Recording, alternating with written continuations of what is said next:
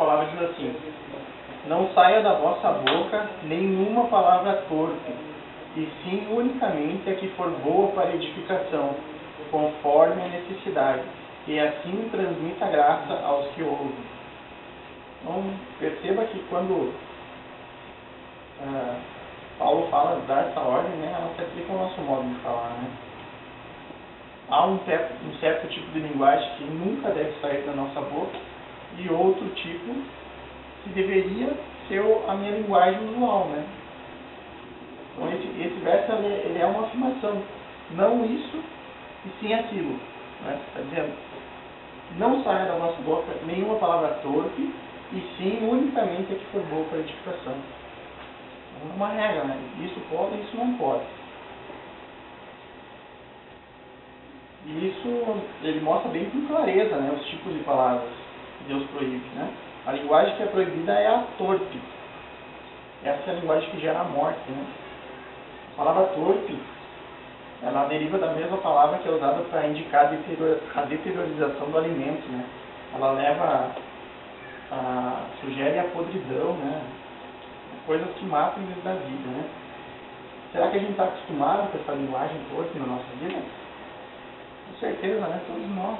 A gente tem uma tentação diária, uma tendência nossa a ir para o caminho, para o torpe, né? Aquilo que não edifica. Então, nessa passagem, Deus sabiamente ele nos proíbe de dizer aos outros coisas prejudiciais, né? Palavras que rebaixam as pessoas, que humilham, palavras degradantes, né? Que não acrescentam nada, né? Nesse grupo está também as mentiras, as blasfêmias, as palavras vãs. Qualquer palavra que intimida o nosso crescimento espiritual, ela é considerada torpe. Então a gente consegue identificar muito bem quando a gente fala palavras torpes, né? Pensa num pouquinho só no seu dia a dia, a gente reconhece várias. Aquela piadinha fora de hora, o palavrãozinho que escapa, né? A fofoquinha. Tudo isso está no palavra torpe, né? E se a gente parar bem e pensar quantas dessas 25 mil palavras pronunciadas por dia a gente pode caracterizar como torpe. Eu sei que várias, né? Várias, muitas palavras. E Paulo, além de nos alertar sobre o tipo errado da linguagem, ele também nos dá uma ordem positiva. Em Efésios 4:29, nossa linguagem deveria edificar, ser boa para edificação. Essa deveria ser a nossa palavra usual, né? Nossa, de que sair da nossa boca, né? E isso se aplica a tudo que a gente fala teria que ser para edificação, né? Somos especificamente ordenados a dizer unicamente aquilo que edifica. Mas o que são palavras edificantes? Né? Como que a gente podia colocar isso na prática, né? Uma coisa que eu dou certeza é que palavras edificantes não são palavras educadas.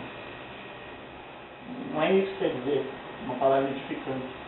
Não tem nada a ver com educação. A boa conduta é uma consequência. Se você dizer unicamente palavras que edificam, obviamente você vai ser educado. Mas não necessariamente uma pessoa educada vai dizer coisas edificantes o tempo inteiro. Então não existe uma relação com a educação, né? Palavras verdadeiramente edificantes são aquelas que revelam o caráter, as promessas e as obras de Deus. Elas são palavras sentadas na cruz. A raiz dessas palavras está na Escritura. Elas identificam a presença de Deus na nossa vida.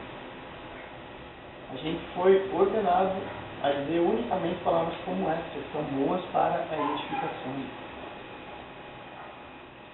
E fazer isso é um privilégio para nós. Não é uma coisa impossível, né? Nós temos uma ordem, né, de falar palavras que edificam, que encorajam. Né? Nós podemos dizer, mas isso é praticamente impossível, né? Quem consegue unicamente dizer coisas edificantes, né? É possível sim, é possível. Como que a gente faz para dizer apenas palavras edificantes? Quando a nossa mente estiver saturada, está cheia da palavra de Deus, quando a gente estiver realmente com uma vida de oração forte, consistente, né? Quando a gente tiver realmente uma intimidade com Deus, naturalmente nossas palavras serão edificantes. Isso é algo natural, não é nada forçado, né? Não é algo que você vai sair daqui isso vai mudar da noite para o dia. Isso é um processo, né? É uma caminhada com Cristo, uma caminhada com Deus.